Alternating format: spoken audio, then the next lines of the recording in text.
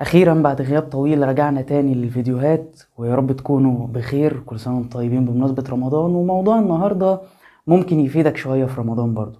يعني احنا هنتكلم في ازاي بتخطط يومك، او ازاي بتعمل تو دو ليست، او ازاي بتحط الاهداف بتاعتك وازاي تقدر تحققها.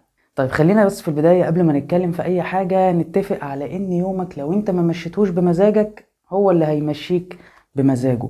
فمفيش حاجة اسمها ان انت هتصحى من النوم يلا على الله حكايتي بقى، اللي هو نشوف هيحصل ايه النهارده. مفيش حاجة اسمها كده. ده لو انت عندك اهداف وعايز تحققها، لو انت عندك حاجة عايز تعملها. فمفيش حاجة اسمها اللي هو انا هصحى من النوم واللي يجي في بالي هعمله. خلينا متفقين برضو ان الانسان هو عبارة عن دقايق. يعني انت الدقيقة اللي بتروح ما بترجعش. هو احنا عمرنا قصير، فما كنتش تستغل كل دقيقة فانت كده بتضيع اغلى حاجة عندك. عايزك بقى تجيب لي كده قلم وورقة وتعمل لك كوباية قهوة، كوباية شاي، ايا كان انت بتحب تشرب ايه، وركز معايا. يعني اي حاجة ممكن تشتتك اركنها دلوقتي على جنب عشان الموضوع مهم. فالفيديو بتاع النهاردة دسم، ركز معايا وسيبك من اي حاجة ممكن تشغلك.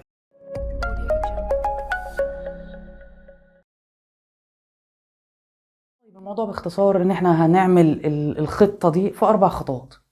اول خطوة ان انت هتجيب، ممكن تجيب ورقة او تجيب اي حاجة، اجندة، كراسة، اي حاجة تكتب فيها. هتكتب فيها كل حاجة في دماغك. يعني هتعمل ايه؟ هتكتب فيها كل المهام اللي نفسك تعملها في حياتك ايا كانت هي ايه. حتى لو عايز تشتري 2 كيلو طماطم عادي، اكتب كل المهام اللي نفسك فيها وكل الحاجات اللي انت بتفكر او ناوي تعملها. وعايز اقولك ان الحاجة اللي انت هتكتبها حتى لو كانت تافهة فهي هتفيدك بعدين. انت مثلا كتبت 50 مهمة، 50 نقطة انت عايز تعملها، ونفرض ان ال50 نقطة دول في منهم مثلا نقط من وجهة نظرك ممكن تكون تافهة شوية، اللي هو مثلا عايز اشتري زي ما قلنا كده 2 كيلو طماطم. احساسك وانت بتعمل تشيك وانت انجزت مهمة ده هيحفزك ان انت تعمل اللي بعده. فاكتب كل حاجة حتى لو من وجهة نظرك كانت تافهة. كل حاجة طالما اتكتبت اعرف ان هي هتتحقق. المهم انك تكتب كل اللي في دماغك. طيب انا عايزك وانت معايا دلوقتي تجيب القلم والورقة بتوعك وتكتب الحاجات اللي انت عايز تعملها ايا كانت هي ايه. اقعد كده، وقف الفيديو واقعد اكتب الحاجات اللي نفسك فيها او الحاجات اللي عايز تنجزها ايا كانت حتى لو حاجات كبيرة، وبعد كده نكمل الفيديو. طيب المفروض ان انت كده كتبت الحاجات اللي في دماغك كلها. اللي انت عملته ده ليه اكتر من فايدة. اول فايدة ان انت الكلام اللي في دماغك ده انت كنت هتنساه. يعني لو ما كنتش كتبته دلوقتي كان زمانه اتنسى. دي اول حاجة. وعايزك دايما تملى القائمة دي. يعني ممكن بعد ما تقفل الفيديو مثلا تجيلك فكرة او تجيلك مهمة عايز تعملها، حاجة عايز تعملها، سجلها في القائمة دي. ونصيحة مني ليك، ما تخليش حد يطلع على الكلام ده. الكلام ده بتاعك ولوحدك، مش لازم الناس تعرف انت هتعمل ايه او بتفكر في ايه. فالكلام ده خاص بيك، ما تخليش حد يشوف الكلام اللي انت كتبته. طيب احنا قلنا ان اول فايدة هتستفيدها من اللي انت كتبته ده ان انت هتفكر نفسك بالمهام اللي عندك. تاني حاجة ان انت لما كتبت المهام اللي عليك انت هتحس ان انت ايه عايز تنجزها. احساس انك بتعمل صح كده على التشيك بوكس اللي هو المهمة بتشطبها، ده بيديك جرعة دوبامين حلوة، يحسسك ان انت بتعمل، بتتقدم، بتنجز. فده هيديك احساس ان انت عايز تكمل باقي المهام وبالفعل هتكملها. تالت فايدة هتستفيدها من اللي انت عملته دلوقتي انك هتشيل الحمل او الضغط من على دماغك. تخيل انت كل اللي كتبته ده كان موجود في دماغك وانت تايه، عمال تجيبها يمين وشمال، انا عايز اعمل ده واعمل ده واعمل ده. لما كتبته انت حسيت ان خلاص الكلام ده انت خرجه من دماغك، خلاص هو بقى مكتوب، فانت هتبدأ تركز في نقطة نقطة وتعرف تنجزها صح.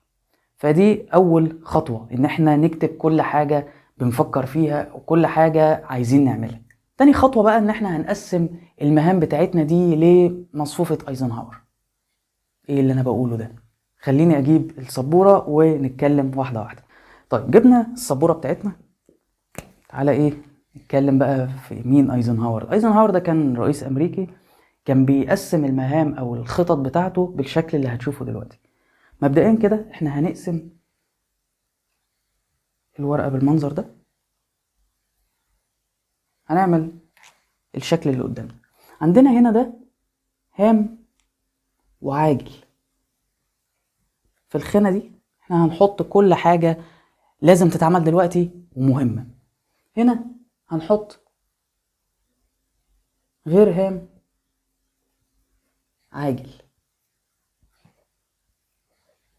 يعني الحاجة اللي هي ممكن تكون مش مهمة بس لازم تتعمل النهاردة أو تتعمل في أسرع وقت. هنا هنحط هام غير عاجل، وهنا غير هام غير عاجل. طيب انت دلوقتي كتبت في الورقة اللي عندك الحاجات اللي انت عايز تعملها كلها، ولنفرض مثلا طلعت ب50-60 نقطة عايز تعملها، تمام. هتلاقي مثلا في حاجة هام وعاجل، زي مثلا ان انت تعمل حاجة في شغلك، او ان انت مثلا تنجز شغل وراك، او تنجز حاجة هي المفروض تخلص النهاردة. فانا مثلا بالنسبة لي في الهام والعاجل هحط تصوير الفيديو، تصوير الفيديو، او المونتاج بتاع الفيديو مثلا. طيب في الغير هام والعاجل، دي حاجة انت ممكن تخلي حد يقوم بيها نيابة عنك. يعني دي حاجة انت تقدر، مثلا انت عايز تجيب اكل، يعني ونفرض ان انت عايز تجيب الغدا بتاعك وانت مشغول، انت عندك حاجات تانية، فانت ممكن تخلي اي حد من صحابك او اي حد من قرايبك هو اللي يعمل المهمة دي تقدر تفوضها، ما علينا، لغيرك. اي حاجة غير هامة وعاجلة دي ممكن غيرك يقوم بيها. طيب الهام والغير عاجل، زي مثلا ان انت تتعلم لغة، او ان انت تروح تاخد شهادة او كورس، او ان انت مثلا كل واحد بيبقى ليه الاولويات بتاعته.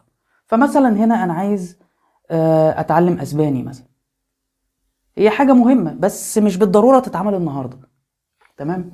غير هام وغير عاجل زي ان انا اشوف فيلم مثلا،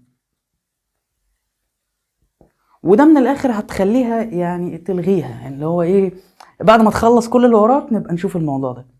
فانت عندك هنا هام وعاجل اللي هي الحاجة اللي لازم تتعمل فورا، هنا دي حاجة هي ضرورية لازم هتتعمل بس مش مهمة قوي، تقدر تفوضها لحد تاني يقدر غيرك يقوم بيها. في عندك هنا الهام والغير عاجل اللي هي حاجات مهمة بس ممكن تتعمل بعدين عادي مفيش مشكلة، وهنا دي الحاجة اللي هي مش مهمة ومش عاجلة، عادي ممكن ما تعملهاش، بتبقى اغلبها حاجات رفاهية تسلية وكلام من ده. طيب دلوقتي احنا قسمنا المهام بتاعتنا لهام وعاجل وهام وغير عاجل زي ما شفنا من شوية. نيجي بقى لتالت خطوة، وهي ان احنا نحط لكل مهمة ستارت واند. نحط لكل مهمة البداية اللي هو انا هبدأها امتى، والمفروض تنتهي امتى، الديدلاين بتاعي امتى. يعني مثلا انا صورت الفيديو ده، مفروض ان انا هحط لنفسي ان والله الفيديو ده يتمنتج النهاردة وبكرة بالكتير لازم ينزل، فده الديدلاين. لازم بقى امسك كل مهمة من دول واكتب قدامها الفترة الزمنية بتاعتها. يعني ولنفرض مثلا ان انت عندك كورس معين عايز تخلصه، كورس مثلا في المونتاج، فهتقول ان انت هتبدأ فيه مثلا يوم 1 في الشهر وبالكتير هتخلصه يوم 10 مثلا، يعني انا بدي ايه مثال. فلازم تحط لكل مهمة من دول البداية بتاعتك امتى والديدلاين بتاعك امتى، عشان ما الموضوع ما يفتحش منك. طيب خلصت كده انت خلاص الكلام اللي فات. نيجي بقى لرابع خطوة واهم خطوة، وان احنا نحط الكلام ده موضع التنفيذ بقى. هتيجي تقسم التودو ليست بتاعتك او الحاجات اللي في دماغك دي كلها، هتقسمها بقى على اللي هو الحاجة اللي هتقوم بيها النهاردة او الحاجة اللي هتقوم بيها بكرة. يعني مثلا انت عارف ان يومك بكرة هيكون شكله كذا كذا كذا، نقي مهام تقدر تعملها في اليوم ده واكتبها لنفسك كتودو ليست، وما تنامش قبل ما تخلصها. عايز اقول لك انت يعني هتلاقي نفسك فعلا كل اللي انت كتبته ده بيتحقق، وكل اللي انت بتفكر فيه انت بتعمله عادي مفيش اي مشكلة. فاعمل لنفسك تودو ليست يومية وحققها كلها، ما تنامش قبل ما تحققها. وعايز اقول لك برضو ما تنامش قبل ما تحط التودو ليست بتاعت اليوم اللي بعده. يعني مثلا انا النهارده ونفرض ان خلاص جه ميعاد النوم، فلازم قبل ما انام احدد انا بكره هعمل ايه. مفيش حاجه اسمها تصحى من النوم كده ويلا بينا نشوف بقى الكلام على ايه. يعني انت لازم تبقى صاحي، انت عارف انت عايز ايه من يومك، انت عارف كل ساعه وكل دقيقه رايحه فين بالظبط. ده لو انت يعني عايز تحقق حاجه وعايز تعمل اي حاجه في حياتك. طيب انا عارف انك تهت مني، فتعالى نعمل ريفيو سريع للي فات. قلنا اول حاجه هتكتب